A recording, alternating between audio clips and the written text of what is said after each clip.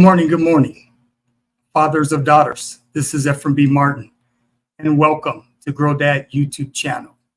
This is another live stream, fathers of daughters, aka Grow Dad. How we doing this morning? All right, fathers, I am back for another live stream. Yes, sir. Yes, sir. Mi amigos, bienvenidos. Aquí, ¿cómo te sientes? Hoy. Gracias. All right, fathers, we are back for another live stream. And fathers, Grow Dad YouTube channel. I'm a resource for fathers of daughters, grow dads. And, one of my goals here at Grow Dad YouTube channel is to help fathers understand our sense of urgency that we need in order to build long-term sustainable relationships with our baby girls. And I've written a book. I've self-published a book. It's called Daddy's Girls. It could be purchased at Amazon.com. And I talk about the 3 stages of development in my book, Daddy's Girls. Birth to 10 years of age, 11 to 13, and 14 to 18 fathers. So fathers, I have my amazing book, and I also have my YouTube channel, which I'm on live stream number 75. So I've been grinding for the last couple of years since 2023. I've been putting out every week live streams, working with fathers, because I'm at a totally different transition in my life. I have 4 adult daughters, 36, 30, 26, and 24. So this is my way of giving back to fathers of daughters, grow dads. Because I want to see all fathers, regardless of your ethnic group, background, and or culture. I want to see each and every father have great relationships, not only with their children, but with their baby girls. Okay, fathers? So today's live stream, fathers, we're going to be talking about parents, how Truancy Court works. Now, for most of us fathers, Truancy Court is not going to be an issue in our family, in our household. Okay, it isn't, but I felt it was necessary to draw on my professional experience of working in the criminal justice system for 20 years, in K-12 education for 10 years. I've got 30 years of experience of working directly with children from all socioeconomic backgrounds and their parents. So I want to draw on that experience of working with all children and explain to you exactly how Truancy Court works and what is the process of Truancy Court and what will happen if you find your child in a situation in Truancy Court. When I was a state juvenile probation officer in Jefferson County, Colorado, for almost 10 years, I had a lot of my baby girls that I was supervising. I had a lot of kids, baby boys that I was supervising, that were on probation for Truancy Court as part of their probation. That was in their initial way of being adjudicated and getting on probation, but they were on probation for other crimes, and truancy was a big part of it. Most of the baby girls that I supervised on probation, 90 to 95% of them were using drugs and alcohol or abusing drugs and alcohol. And I'd say about 75% of those girls that I supervise were placed in some sort of foster care setting or group home. So for me, being able to work with these children and being an advocate for them, even though I was a probation officer, I learned a lot. So I take my 30 years of experience. When I worked in K-12 education, I was a teacher, dean of students, and restorative justice coordinator. I take my profession very, very serious because I work with so many children, thousands of children over a 30-year period, right?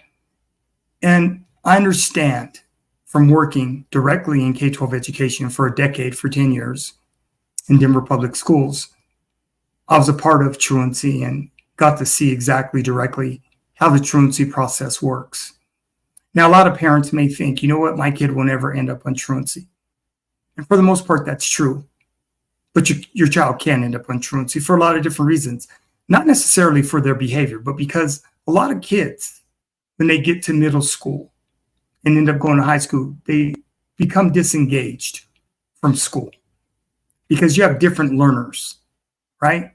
And some of these kids, they get to high school and they just withdraw.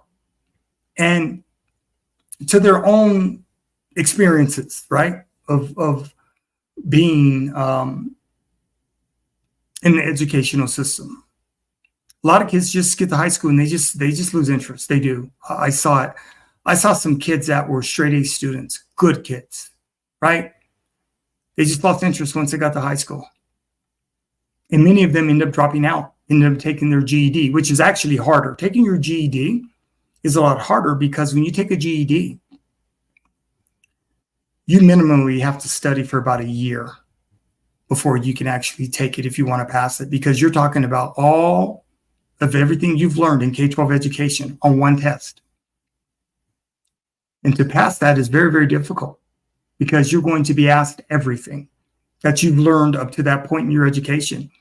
So if you're 16 taking the GED, it's going to be challenging. If you're 18, if you're 20, it's still going to be challenging because there's things in school that you need to know, your basic fundamentals of your core classes, in your elective classes that you need to know.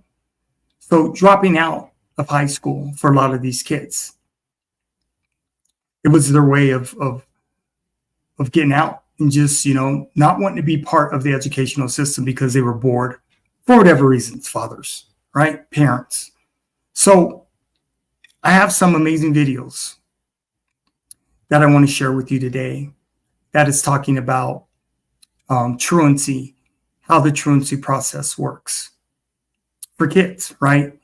And the videos I'm going to be showing you are anywhere between 2 and 10 minutes. I've got about 6 to 8 of them. And they're going to be talking about from different parts of the country. Truancy. Truancy looks different depending on what state you live in, right? And like I said, a lot of families is, if their kids end up becoming truant and end up in truancy court, it's not because they come from bad families. Not at all. It's because a lot of these kids, they get disengaged for a lot of different reasons. It could be their mental health. It could be anxiety. It could be trauma, that they had in their childhood. I mean, there's just many, many reasons. So there's a lot of different situations for all these kids. And like I said, when I was the dean of students, working directly with kids, I was over disciplined. So listening to a lot of these kids' stories and how they ended up in truancy, very, very different for all these kids coming from different cultural backgrounds and religions. So mostly the kids that I met that dropped out of school were little girls, which is interesting to me. I thought it would be boys, but it was actually little girls.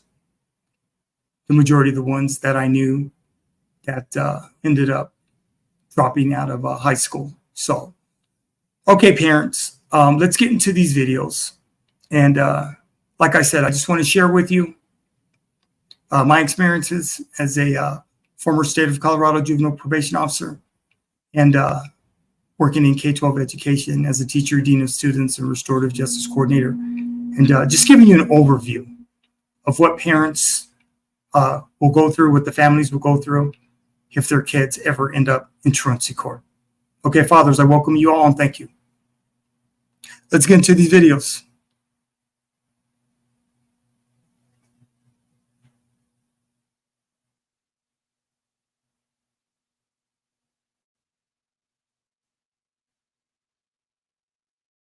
I'm Denver criminal defense attorney Michael Becker. A lot of people are surprised to learn that children who miss too much school in Colorado face not only disciplinary proceedings from the school, they can also be charged with truancy in juvenile court. Under CRS 22-33-104, children between the ages of 6 and 17 are required to go to school. Furthermore, parents are required to make sure their children attend the requisite number of hours. If a student racks up too many absences, the student and the parents will receive a notice and a summons to appear in juvenile court. The child has the right to a lawyer for this court hearing. If the judge decides that the child has been truant, the judge will issue a court order requiring that steps be taken to ensure that the child attends school from now on. But if the child continues to miss school, the juvenile court can start a contempt of court case. The maximum penalty a student has to pay for contempt of court in a truancy cases is a few days in jail. But in most cases, the court comes up with an alternative solution. For example, the court can order school attendance officers to pick up students and bring them to school. Meanwhile, parents who let their children be truant may be charged in criminal court for child abuse or contributing to the delinquency of a minor. If you're facing juvenile or criminal charges in Colorado, call my legal team for a free consultation at 303-222-0330. Our experienced attorneys at the Colorado Legal Defense Group will do everything to try to get your charges reduced or dismissed.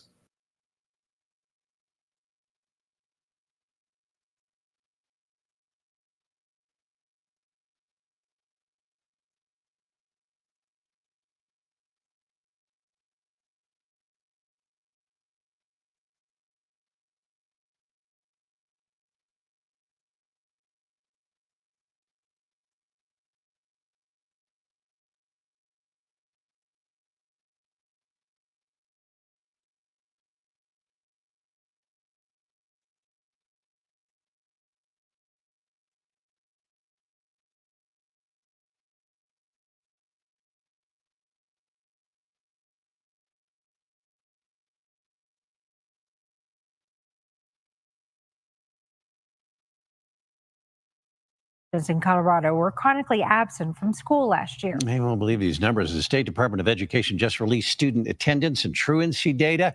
1 in 4 children in Colorado is chronically absent. That means they miss 10% or more of the school year. Your reporter, Ashley Portillo, is looking at how the state's largest school district is addressing absenteeism. Assistant principal at West High School, Derek Pike, and other principals see firsthand why kids are missing school. Transportation is always a challenge for families. Basic needs, food insecurity, familial responsibilities. As part of the district's new initiative, they're trying to get to the root causes of why children are skipping classes. We have to pause and be conscious of working and connecting with our families to identify those barriers instead of just guessing. Lastly, they want to support families who need it. And the goal overall is to get back to pre-pandemic absence rates and improve attendance. So I'm excited. We're going in the right direction. Dr. Corey Canty is the attendance systems manager at Denver Public Schools. She said since the pandemic, we've had a tough time rebounding and getting students back and engaged in their learning. Addressing chronic absenteeism is now a nationwide call to action. We miss our students. We want them here as much as possible. Denver Public Schools attendance rate sits at 89.4%, and it's still almost 2% lower than the state average. And it's still about a third of our students district-wide were chronically absent last school year. It's still too many. The district now has teams working to find solutions. Some will focus on gathering data, identifying resources, and building community partnerships, while another will work directly with schools. We share a lot of the same desire to make sure that kids are at school and with us, regardless of what challenge they're facing. The biggest challenge overall, district leaders say, is they cannot do this by themselves. It is going to take everyone, schools and parents and kids and the community, to address absenteeism. Statewide, chronic absenteeism is down by 3.4%, but it is at 27.7%. Educators say that is obviously still too high. The state today launched a campaign, Every School Day Matters. It's aimed at cutting chronic absenteeism in half by 2026. We have some details on cbscolorado.com.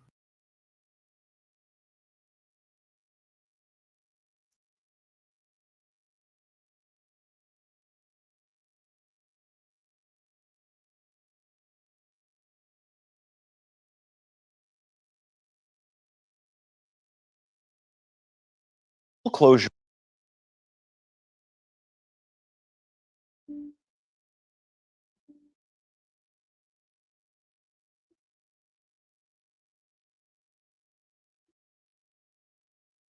At the height of the pandemic, school closures and the shift to virtual learning disrupted so many students' lives. While almost all districts have resumed in-person school, not all students have returned to the classroom. According to a Stanford University analysis, more than a quarter of students didn't attend 10% of the 2021 to 2022 school year. And last year, nearly 16 million students across the U.S. were chronically absent. That is double the pre-pandemic truancy rate. Earlier, Ali Rogan spoke with Hetty Chang. She's the founder and executive director of Attendance Works, an organization that is helping schools face this challenge. Hetty, over a decade ago, your organization began helping schools track and prevent chronic absenteeism. When the pandemic hit, what were some of the issues that states ran across? The pandemic created all sorts of challenges. When schools first closed and then we moved to virtual learning, the first challenge was noticing when kids were there and when they weren't. We didn't really have a mechanism for noticing in distance learning whether kids were showing up. And that is problematic because if we don't notice that kids aren't showing up, we're not so good at reaching out in an early and prevention-oriented way so we can bring them back in. The pandemic really exacerbated the challenges that can make it hard for kids to show up to school. We think about 4 kind of buckets of big reasons. One is kids and families face barriers. So a key barrier can be chronic acute illness and lack of access to healthcare, unstable housing, lack of transportation. All of those things got much more challenging during the pandemic and even with our return back to school. What are the effects of long-term sustained absenteeism from school? There's a whole wealth of data now that shows if kids are missing too much school, starting as early as kindergarten and pre-K, they're off track for reading by the end of 3rd grade. They can be off track for achievement in middle school, more likely to be suspended and retained, and less likely to graduate from high school. There's even research that shows that if kids don't show up regularly, they're less likely to continue in post-secondary and be successful in college. So there's a whole range of impacts, but we also see that it's not just the academic impacts. Showing up to school is also about having that regular routine that's so important for recovering from chaotic transitions. It's also important for engagement because when you show up to school, you get to connect to kids, you get to connect to families, and showing up to school is also really important for having access to resources that support your well-being. What are some of the solutions that you've seen states implement to reduce chronic absenteeism? One of the states that we've seen do such an amazing job has been the state of Connecticut. Well before the pandemic, they started collecting and producing data on chronic absence and making it publicly available. And during the pandemic, they started collecting that data every single month and making it available so everyone could see which schools, which districts, which places had challenges with chronic absence so we could take action. So what they did was they added staff. They created more positions to do home visits, multiple home visits, so that they could find the kids who are chronically absent. And this is in districts which were experiencing the greatest challenges, and reach out to kids and families. Starting well before the beginning of school, those home visitors were able to increase attendance by 15 percentage points for the kids who got home visits versus the kids who did not. Can these strategies be replicated around the country? Absolutely. What it means is that even just at a district level, districts need to be able to look at their data, understand which schools, which populations of students are struggling the most, and then find out how they can partner with those kids and families to both understand the challenges but engage them in solutions. So, for example, one solution that works to improve attendance is mentoring, whether it's an adult or it can even be another student who connects to a student every single day and just notices that they're there and then helps them find the resources that can help them if they're experiencing challenges. And Hetty, the U.S. Department of Education encouraged states to use COVID funds to reduce chronic absence. Now that those funds are running out, what's left for states to do?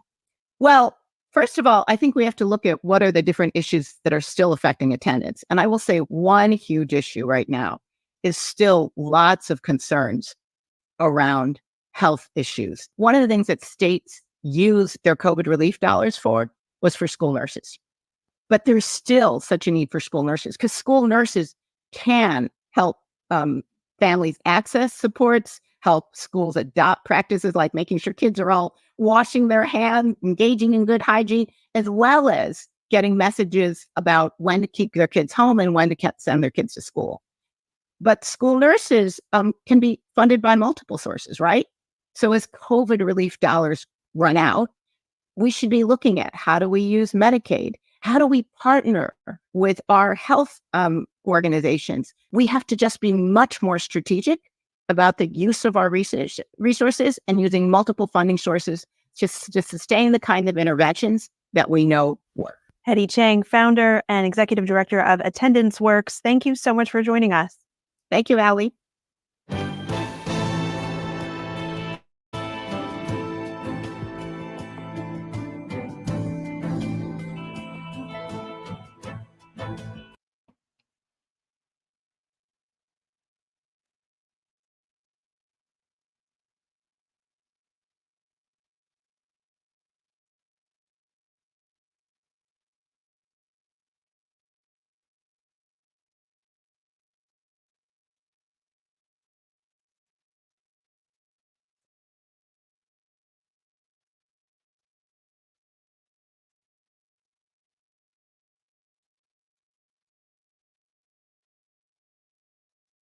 Heading back to school for a new year of learning.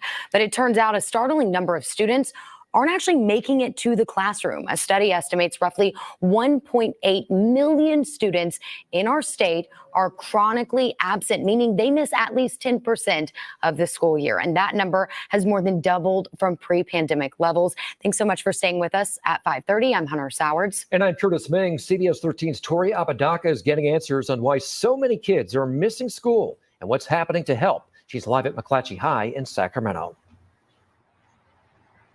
Educators say the key to getting more kids to come to schools like this is by giving them the resources that will allow them to thrive.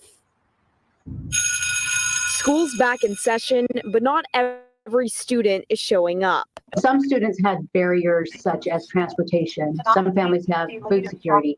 Some families have daycare issues. That's why Melinda Meza with Stockton Unified says their child welfare attendance department officers have been making home visits to help remove these barriers that are driving chronic absenteeism. Instead of you're in trouble, it's how can we help?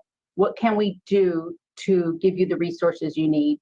Last year, Meza says the officers visited thousands of homes and brought thousands of kids back to class.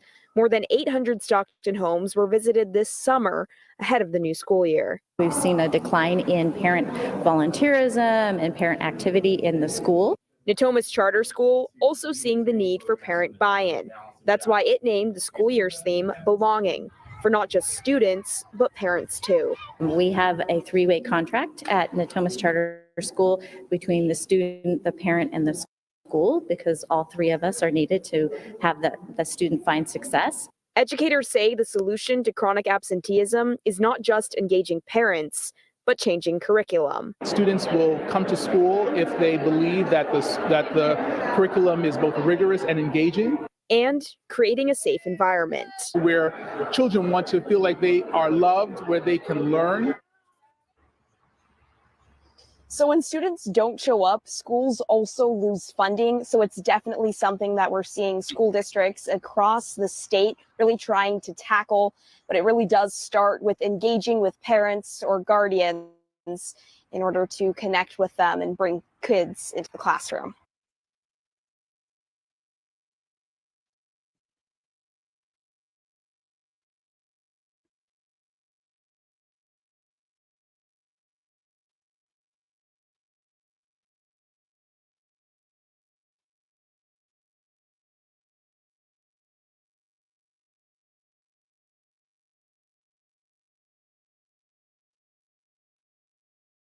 More than 2 years after school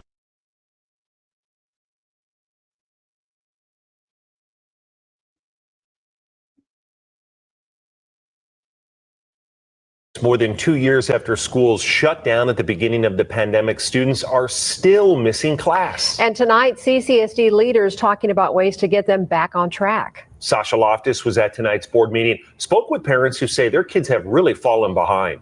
Yes, Brian and Denise, we know this has been a major issue these past few years. I spoke with one parent who says her son really has suffered and she wants to see more done to help kids like him.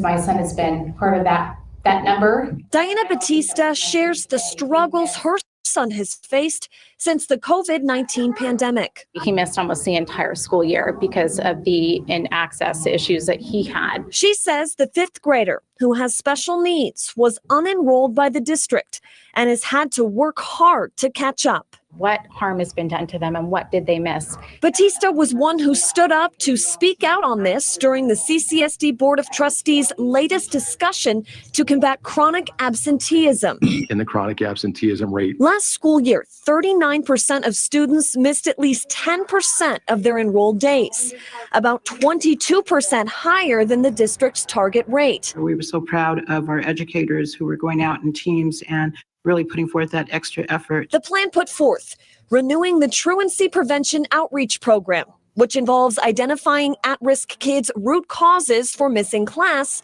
and reaching out to families. Their issue is at home and not necessarily just even a stable living environment. Leaders hope it will make a difference, while Batista encourages parents to always look out for their kids. This is the reality of a lot of what we all have to think about on a daily basis.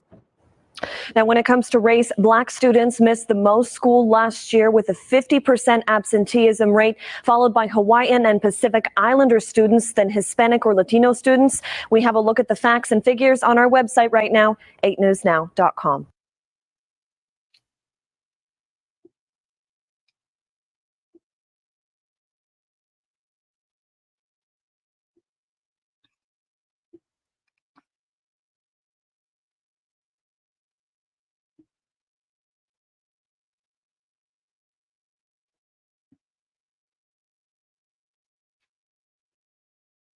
A judge is cracking.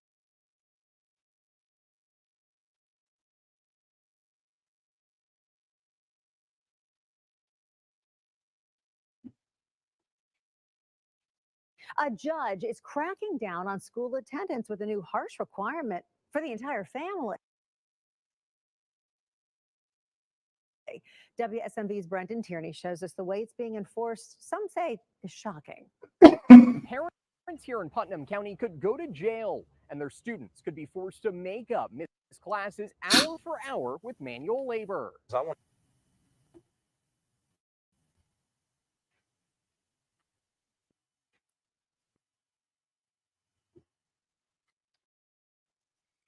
Really crack down on truancy problems. Judge Stephen Randolph says any students who have more than 5 unexcused absences will have to do community service at the county recycling center. And I know from personal experience being down there on a tour that during the summer months, those milk jugs get pretty stinky. Tiffany Brewer took her son out of school for a full week last year after the Covenant shooting, and doesn't think it's fair that could lead to jail time. That's just insane to me. Putnam County Attendance Supervisor Chris Pierce says they follow the state attendance policy, but punishments are up to the judge once a citation is issued. Ultimately, his methods of dealing with truancy are his methods of dealing with truancy. At the recycling center, there are piles of paper and plastic waiting to be sorted by community service workers. You can't put a limit on it. I mean, we have to have them. Director Doug Ashburn says they need to hand process the materials to remove any contamination so these bales can be sold to companies. Not only does it teach the importance of attending school, it also helps the community they live in. Putnam County had 23 attendance cases last school year that made it through the system and to the court. To try to head off those things before a citation is needed. But parents like Tiffany think these new punishments go too far. Maybe just education instead of a fear tactic. We reached out to the judge's office for this story. They sent us a statement that says every student's case is handled on an individual basis in the best interest of that student. In Cookeville, Brendan Tierney, WSMV4.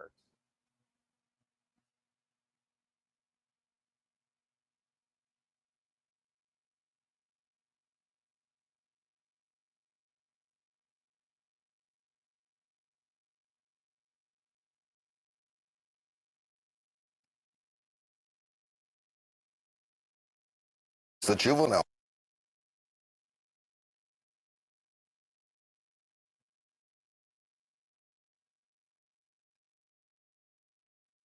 The juveniles out there. Anything, Mayor, that can be done about that issue or looked into? The city government's doing all we can. The court system has to do a better job. Juvenile crime is a problem that continues to plague both Memphis and Shelby County. What's different is after the pandemic, juvenile crime has just skyrocketed and it's getting worse. It's almost like a ball rolling down the hill. Appearing on WREG's Live at 9, Memphis Mayor Jim Strickland says juvenile crime is rising at an alarming rate. The mayor says young people who are not in school and a court system not making them accountable are a big part of the blame. And really, the truant kids who've not engaged in school ever since the pandemic are getting involved in gangs and doing more violent things, and they're not held and detained in court. And there's little intervention, and the court has to start detaining them. Memphis Shelby County school absenteeism and truancy were also front and center at a Shelby County Commission committee meeting Wednesday. They talked about the problem of not only the child not being in school, but also issues addressing the entire family, such as homelessness and food insecurities. Whose role is it to make sure that there is a follow-up to what we've identified as some of those supports and needs for the families? We cannot criminalize truancy.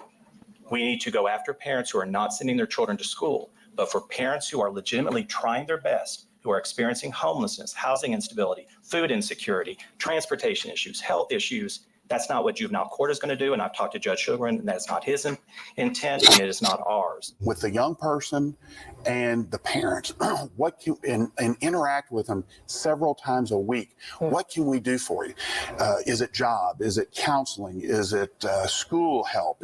What is it? What is the need that is there that we can turn this child around? Mayor Strickland says his administration is working with juvenile court, youth villages, and other groups asking for a $6 million grant from the state of Tennessee for intervention.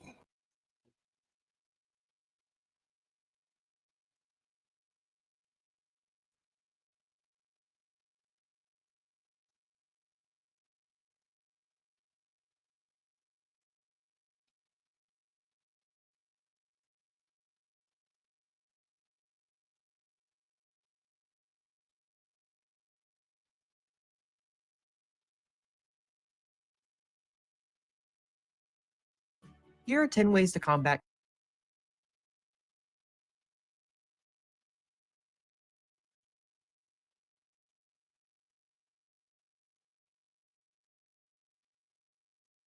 Here are 10 ways to combat chronic absenteeism with your ARP HCY funds, shared with us by Kathy Sheffield, Homeless Liaison for Fairfax County Public Schools in Virginia. Number 1, create capacity with an attendance specialist dedicated to identifying individualized solutions for families experiencing homelessness, since their needs are more complex and require tailored solutions. Building trust is vital. Number 2, provide for basic needs. For students to show up, participate, and thrive, we have to make sure their basic needs are met. This can include laundry, school supplies, clothing, jackets, shoes, bed sheets, mattresses, and more. Number 3, invest in technology assistance, such as cell phones, data, MiFi, Wi-Fi hotspots, and other solutions to help ensure schools can stay in touch with highly mobile students and students can more readily keep up and succeed in their coursework. Number 4, address dental and vision needs. Can any of us really show up well with a toothache that's gone unchecked or blurred vision because we've never had the glasses we need? Addressing these obstacles can keep students from missing more school. Number 5, provide flexible special transportation in addition to standard to and from school buses. This could include covering extracurricular activities, after-school meetings, college-bound tours or trips, and accepted student orientations. Number 6, buy store cards and gas cards to help families combat food insecurity, transportation barriers, and meet the needs that may be preventing attendance. Number 7, purchase Uber cards for students and parents 18 and older to facilitate their transportation needs in situations where they are moving frequently or transportation hinders their full participation in school activities, or when a student's ability to attend school is impacted due to their parents' work or other life commitments. Number 8, think about using a dedicated ARP credit card. Are receipts and reimbursements a hassle and or preventing your team from putting your ARP funding in action? Having this one billable account streamlines spending, tracking, and ensuring compliance, allowing you to put the funds in action now. Number 9, prepare 10-day take-home wellness kits to help students feel cared for, get well, and get back in school after an illness. Number 10, build strong community partner relationships. These are the relationships that will meet the needs of students experiencing homelessness long after ARP HCY funding ends. One creative solution could look like connecting a parent with a community partner with caretaking resources so that their teenager doesn't have to stay home from school to take care of an ill sibling. To learn more about ARP HCY and how these funds can be used to support our students experiencing homelessness, please visit schoolhouseconnection.org/ARP-HCY.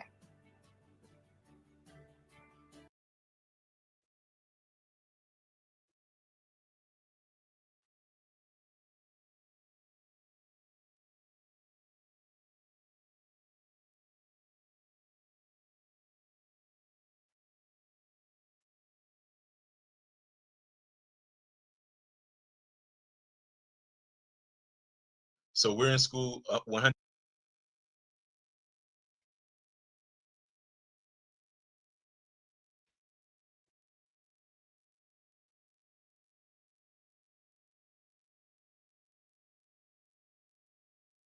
Hello, everyone. Glad to have you. Um, Again, my name is AJ Austin. I'm a school social worker with the Duval County Public School System. I'm getting a little feedback, so it's kind of weird. But I also have my wonderful coworker, Miss Priscilla Allen, here as well. Hi, everyone. I'll just take a moment to introduce myself. My name is Priscilla Allen, and I'm also with Duval County Public Schools.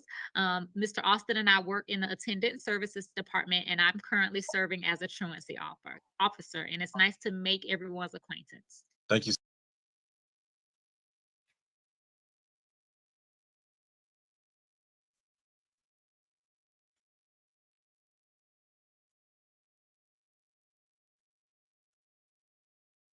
So much. So we'll go ahead and get started. So right now I'm going to go ahead and share my PowerPoint. All right. So basically, we're going to discuss, attendance, what attendance is, what chronic absenteeism is, and the significance of school attendance. But so this is going to be interactive, real informal. So if you have any questions as it relates to what attendance looks like, please don't hesitate to inquire at any time. You can stop me at any time. So how do you feel about your child's attendance? Would you say that you are very happy with your students' attendance? You feel okay? Or are you completely, utterly disappointed? I know my student is getting on the computer.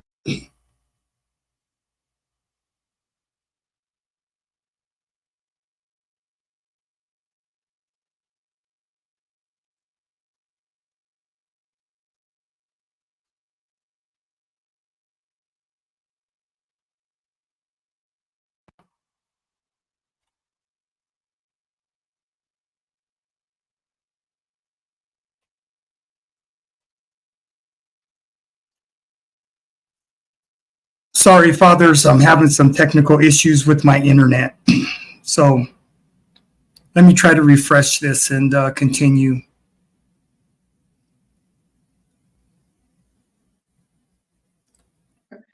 But apparently the school is saying that he's having some truancy. So since this is his first year, we're trying to get a grip on like how many hours he's supposed to be on the computer and stuff like that. Okay, all right.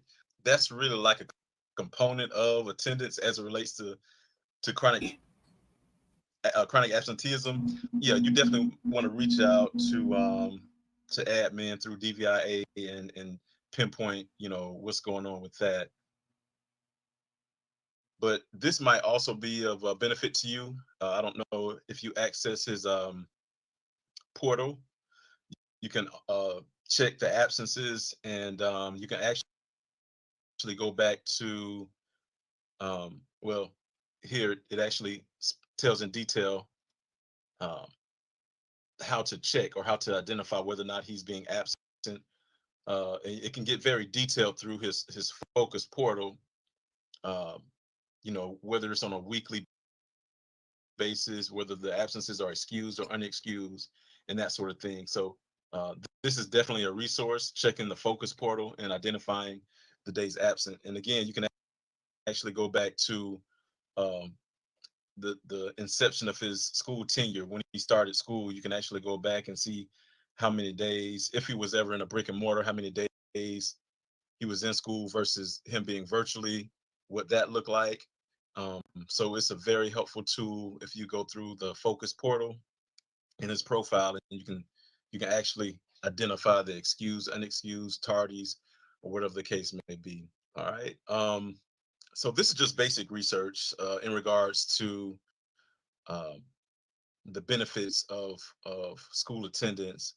Um, Students who attend school often have better outcomes in multiple areas of their adult life, including post-secondary education, lifetime earnings, and employment, as well as civic engagement. So school attendance is more than just academic. It has more than just academic or educational benefits. Of course, we want our students to advance academically, but again, as it indicates, there's civil engagement or social and also emotional components.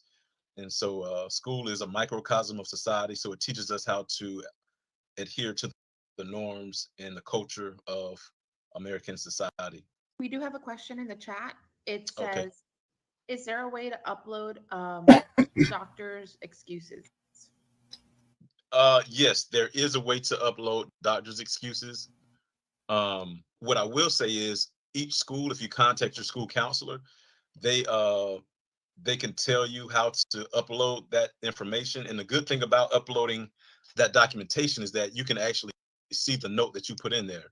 So if you reach out to your school counselor, they will be able to take you step by step as it relates to how to actually upload that information into the focus portal. And again, once you upload it, it's always there for everyone to see. It's documented, so that's a good way of actually ensuring that it's there. All right, so a question to my guests here. If you have difficulties getting your student or your child to school, what are those difficulties? What are some of the difficulties that we as parents, we as guardians run into as it relates to getting our children to school? Illnesses is absolutely, that's probably our number one barrier as it relates to regular school attendance. Students being ill, especially chronic illnesses. Are there any other barriers that can prevent our students from having positive attendance patterns? I would say sometimes the students aren't really that motivated, but they still got to go to school. So I will say, since COVID, I guess students have become very comfortable being home. And myself and Miss Allen, we run into it all the time where students, they'll say, well, you know what? I just don't want to go. I just don't want to go to school. I don't like school anymore. So a big part of it is not being, not having to go to school, rather, because of the pandemic. So as parents, we are our child's first, and we should be the child's best teacher. So it's really incumbent upon us to instill in our children to go to school on a regular basis. When I was growing up, there's two places I always went. One was church and one was school. And so it should be a non-negotiable as it relates to our students being in school, because it's so much more than just academics. So great answer. So the other aspect of this, so that's what it is that we see sometimes, illness. So other issues that parents run into, or that we see, Miss Allen and myself, homelessness, families that are in transition, not having adequate or stable housing, transportation issues are there. So we often run into populations that are in marginalized positions. They live in areas where it's difficult for them to have viable jobs. And because they can't get viable jobs, it impacts their ability to acquire finances to get reliable transportation. So there's so much that goes into allowing your child to receive a regular education. And I think that we have to empathize with families that may be immersed in chronic poverty and understand that there are extenuating circumstances that often bring them to a position of not allowing their child to be in school on a regular basis. Some of the most common responses from students, and this is what we kind of talked about before, absences don't matter in elementary school. Absences only matter if they're consecutive. So some people believe that, oh, it's just elementary school. It doesn't matter. My child is just in kindergarten. It doesn't matter.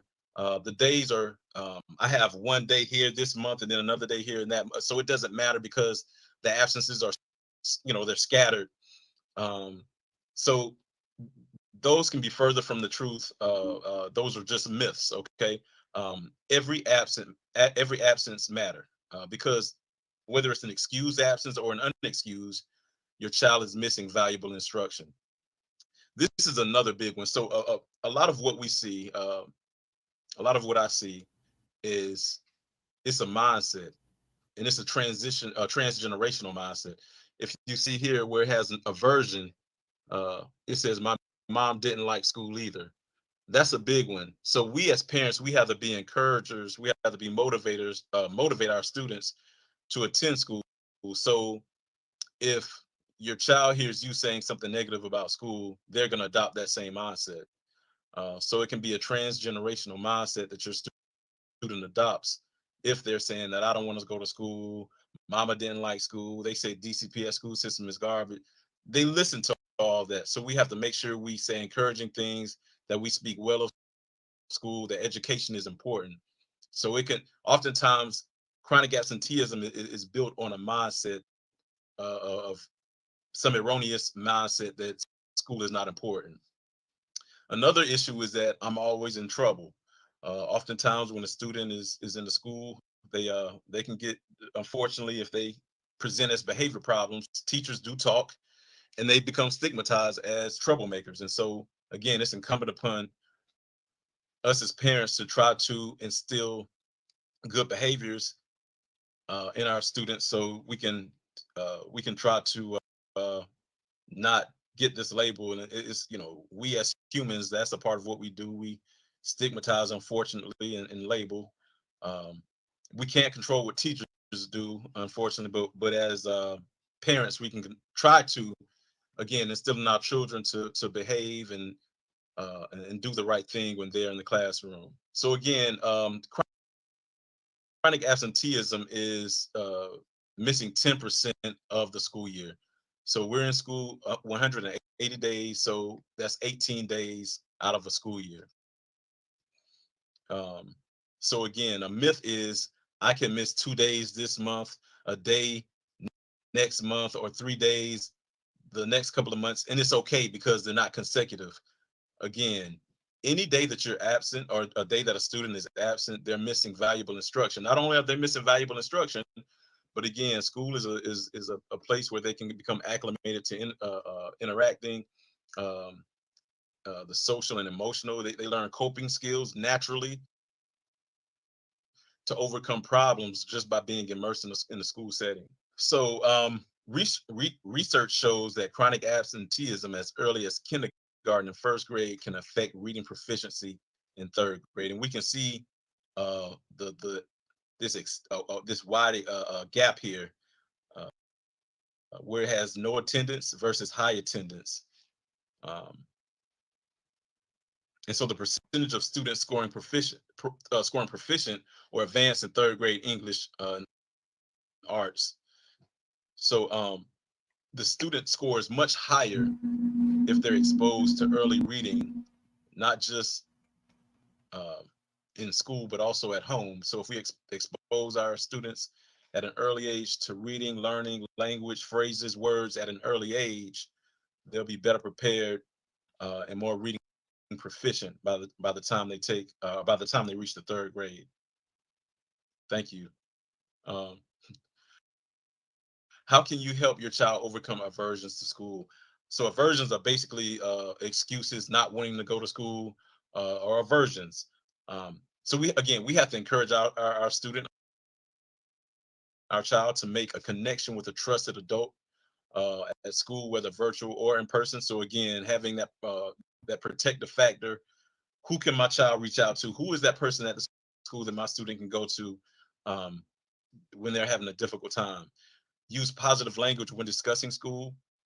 Create expectations that school is not an option. Again, school should be mandatory. Then we set small goals and use praise and preferred activities as rewards for achieving them. So everyone should feel good about school. You know, our children should be praised. They may not always uh, score the highest grades, but the fact that they try, they should be venerated and praised for doing the right thing and going to school.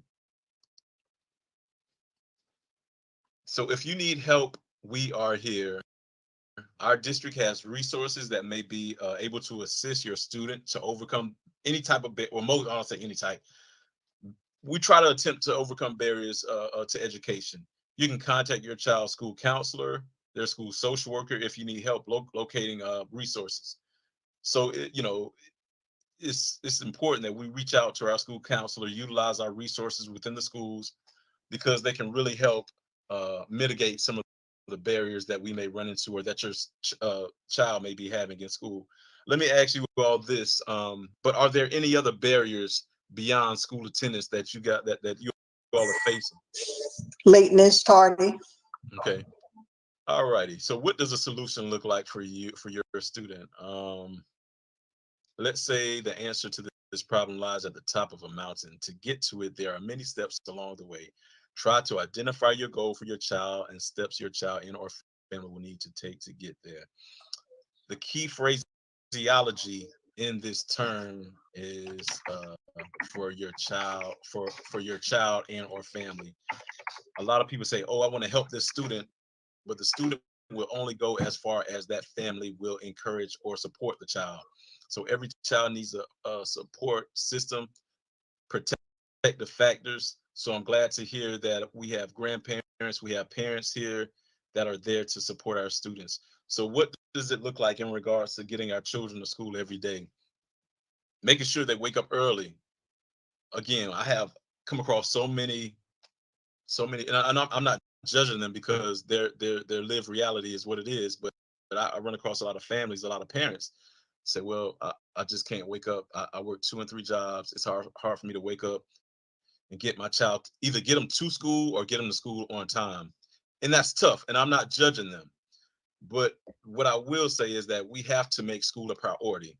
You know, there have been people before us who have had to do more difficult things, yet and still they got their children to school. It's about priorities. School has to be priority. It has to be number one. It has to be first and foremost.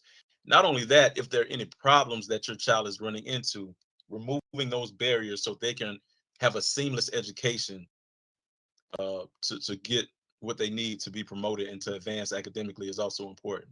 So what might happen if a student misses too much school? Of course, failing grades, repeating classes or entire grades. So for the older students, particularly our high schoolers, this is actually in the federal Department of Education. It's in legislation, if I'm not mistaken, a part of state legislation, that their driver's license may be suspended or revoked. Referrals to the district hearing office with community and state agencies that can lead to state attorney's prosecution of the case. That's also a part of state legislation. So these are all things that can happen if students are chronically absent, or if they're chronically absent or miss 10% or more of the school year. So what is regular attendance? Regular attendance is half of what chronic absenteeism will look like. So if you're chronically absent, or chronic absenteeism is 18 days, being in school or missing half those days is considered a positive attendance pattern. Okay. So anything 9 days or fewer is considered a positive absence attendance pattern. Now this says that this includes excused and unexcused absences. So again, if your child has 18 excused or unexcused absences, whether it's excused or unexcused, again, they're missing regular instruction. So we want to try to have them in school as much as possible. Now, I understand that things happen, illnesses, and if there's a chronic illness that we need to address, there needs to be additional resources, hospital, homebound, or some other type of resource that we can try to, connect the family with. So it's key. Communication is key. Students returning from an absence, it's required that they present a written note from their parents, and it has to be from their parents. The following causes are acceptable excuses for being absent: illness, as we indicated, serious illness or death in the student's family. In that case, we often will have an obituary. Inclement weather, of course, that we have our weather that can prohibit school attendance. And I'm not just talking about, it's drizzling outside, but if there's actually weather that prohibits, that will shut the school system down, there is no school. That's going to cause us nobody to be in school. Official religious holidays of a religious sect or for religious instruction. So again, we have to respect people's cultures, religions. We come across families that travel out of the country to go to different countries based on their religious beliefs. So those will be excused. And again, there's insurmountable conditions as determined by the school principal or other designated district or school personnel. A bus failure, which is quite often now, or irregular schedule, which causes the absence or tardiness of a student who is eligible and regularly transported by the district. So we have a teacher shortage in the district. We have a bus driver shortage. So right now it's tough. We often have buses that aren't picking students up because we don't have bus drivers. So that's a real thing. All right, so these are 6 tips for parents and students. We want to have our students in attendance so they can do well, not just for today, but for tomorrow. So what does good attendance mean? It means that they can build skills and develop good habits. Again, school is a microcosm of the greater society. We have to not only get to school, but we have to get to school on time. So we want them to get acclimated to being responsible. That starts in preschool, and it then goes to elementary, middle, and high schoolers. And if they're college bound, if they're college ready, if that's something they want to do, they can go off and go to college. If not, they can get a trade or get a skill. And then we can go off and they can be a productive citizen in society. That's our ultimate goal. That's why we have students in school. There is no benefit of not having your child in school. There is no benefit of not having your child in school. And when I say in school, they can do virtual, they can do private, they can do charter, they can do public, but not having them receive sound academic instruction is not beneficial. If you have any questions about attendance, we have some key sources that we can go to. I would say one of our biggest sources would be the U.S. Department of Education, the Florida Department of Education, because key legislation as it relates to how we uphold our attendance policies, it comes from FDOE legislation. A part of FDOE legislation is rooted in the Every Student Succeed Act, which used to be No Child Left Behind, but now it's the Every Student Succeeds Act. So if you're really concerned or really want to know more about not just attendance, but the legislation that supports education and academic advancement of students, you can check out the U.S. Department of Education. The DCPS attendance policy is also good. And then just for general information about attendance, you can go to Attendance Works. But again, if you want specifics about legislation and policy, you can go to U.S. Department of Education. And then, of course, our DCPS attendance policy, which is on the website. Are there any questions or concerns that any of our guests have? Everybody in here can jot my email address down, and if you have any questions or concerns beyond what I'm able to provide, I really want you to email me so I can try to find answers for you. My email address is Austin, AUSTIN, A5@duvalschools.org. If there's nothing else, I really appreciate everybody's time. If nobody has any other questions, again, you can always reach out to me via email if you have any other questions. But it was a pleasure having you today during this presentation, and I wish all of you the best in the future as well as your students.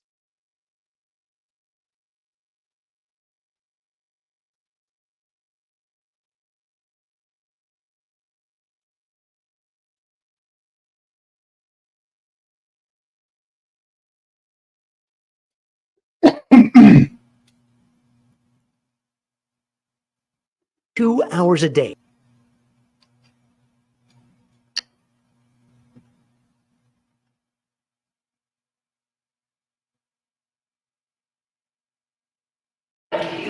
This probably isn't what comes to mind when you think of an average school day. Kids breathing fire, Find a spot for your foot.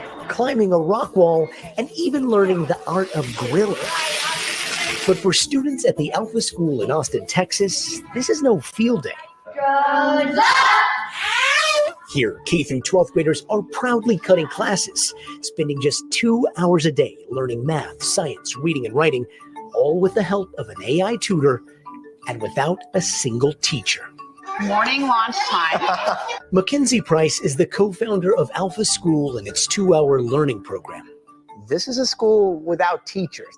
We have no teachers at our schools. Can you believe that? The educators are a suite of AI-powered apps that gamify lessons, monitor progress, and with the help of eye tracking, keep tabs on students' attention span. Who's teaching you? I think the app is teaching me, but I'm also teaching myself. All as adult guides, many of which have never been teachers, look on without interfering with their robot counterparts. Are you comfortable having guides in the classroom that don't necessarily know the core curriculum? It's okay that our guides aren't experts in physics or math or whatever they're doing. They are experts in their students. It almost sounds like the guides here are told, you're here to lead the kids to AI. Our guides are not allowed to teach. They are coaching students to become self-driven learners. Price says the AI tutor personalizes lessons for each student, allowing them to learn class material in half the time, and according to data from Alpha, score in the 90th percentile on standardized tests in most grade levels. This one's a little unusual. It all comes as students nationwide grapple with AI's role. While some critics say it's too soon to know if the tech's having a positive effect in classrooms, one study found generative AI tutors can sometimes inhibit learning if students become too reliant on the tool. How do you make sure that the AI that is teaching kids is doing what it's supposed to be doing? We have a lot of guardrails in place to make sure that kids are not dealing with some of the issues that come with what we hear about with AI. Still, at Alpha, where tuition costs $40,000 a year, academics are just the beginning. This is called our check chart. Each student must complete a long list of tasks before they can level up, including things like run a mile without stopping, solve a Rubik's Cube, and even independently put together a piece of IKEA furniture, all in an effort to teach life skills and promote passion projects. Welcome to the Alpha School Airbnb. Like this group of 6th graders who are running a real Airbnb. How old are you? I'm 11. You're 11. Yeah. And how much money did you guys make with this Airbnb? So we have $10,000 of confirmed bookings. Over at Alpha High School. You made an app. Wait, I developed an app. 16-year-olds Elle and Sloan are getting ready to pitch an AI-enabled app that gives dating advice. I want to ask my crush out to prom in front of all of her friends. Is that a good idea? It really depends on her personality. So you've been learning from AI, and now you're building your own AI? Yes. A full circle experiment, putting these AI academics in a class of their own. Yeah, a lot to take in there. And as a parent, I was a little sketched out seeing those little kids locked into their laptops with their headphones on. We used to have sustained silent reading back in the day. This is way beyond that because these are gamified, interactive apps. So the kids are given full attention. And Price says they only do that for 2 hours a day. They break those up into these 20-minute intervals. The rest of the day is spent in those workshops, collaborating with others, learning life skills. Actually, on the day we visited, some of the high school students we're going through this rejection workshop where they would pitch strangers on the street their passion projects. AI, not so great at teaching how to get rejected, but something we humans are still pretty good at, I guess. Yeah, fair. All right, Gotti. Sure. Thank you, Gotti. We got to figure out how to strike a balance. I was just about to say, and we need to figure it out, guys. Like, I feel like we talk about it can't every freak out day. about technology, but man, we don't have to give ourselves over to it either. Yeah, good. All right, Yay, humans. Hey, thanks for watching. Don't miss the Today Show every weekday at 11 a.m. Eastern, 8 Pacific on our streaming channel, Today All Day. To watch, head to today.com/allday or click the link right here.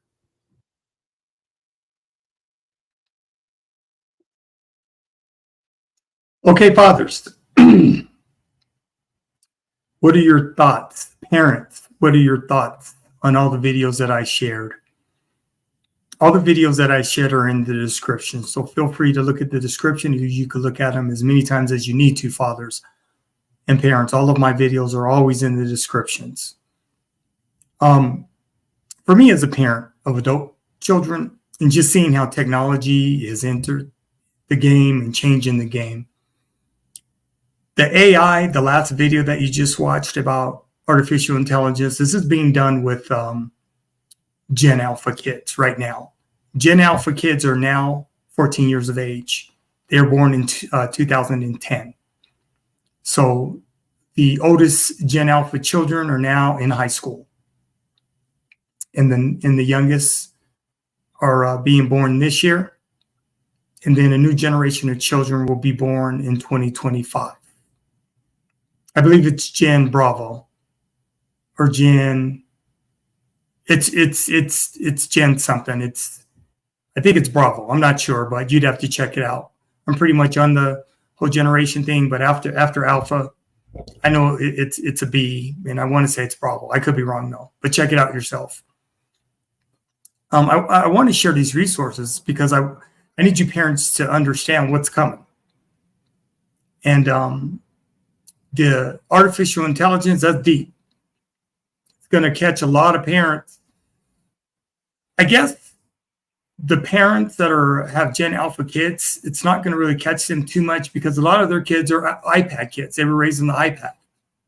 So, their thinking is going to be a lot different with your millennial parents.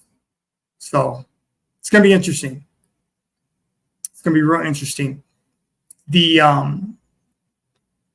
presentation that was presented from the school district and from the public schools in Florida with the social workers. It's 21 minutes, and I wanted to share that because when I came across it, I watched that like 3 times. And it just as a former educator, working in public schools for 10 years, it's explaining to you the interventions that take place before schools actually pursue truancy. So parents, there's a lot of resources that are available to you before schools have to go for a truancy petition.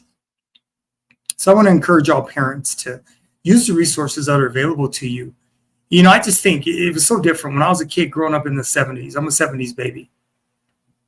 I'll be 60 years of age in 2025. I'm 59. And I grew up in segregation. So in the 70s, we were bused to school. I was bused to elementary school out of my community, and I was bused to junior high school. So being a 70s baby is a lot different. Hell of a lot different growing up in the 70s because we actually have busing.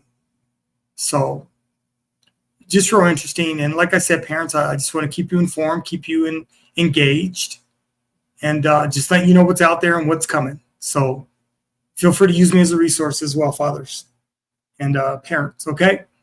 All right, that's another live stream. It was a good one. It was a real good live stream. So just wanted to share with you parents and keep you encouraged, keep you engaged. As you can see, it takes an entire village to raise our babies. It does. The one thing I want to encourage parents is you don't want the government involved in your life. You just don't. So as a former criminal justice professional of 20 years and educator of 10 years, keep the government out your life. Because when the government comes in and starts making decisions, it's not going to be in your best interest. They take your power away. They do. And that's exactly what's going to happen, beginning with Truancy Court. Your power is diminished, and the government will make those decisions. So, all right, parents, fathers of daughters, I live stream once a week. I will be back next week for another live stream. Appreciate you. Okay, mis amigos, hasta la próxima semana. Paz. I appreciate you. Okay, this is Ephraim B. Martin. Until next week, I'm out. Peace.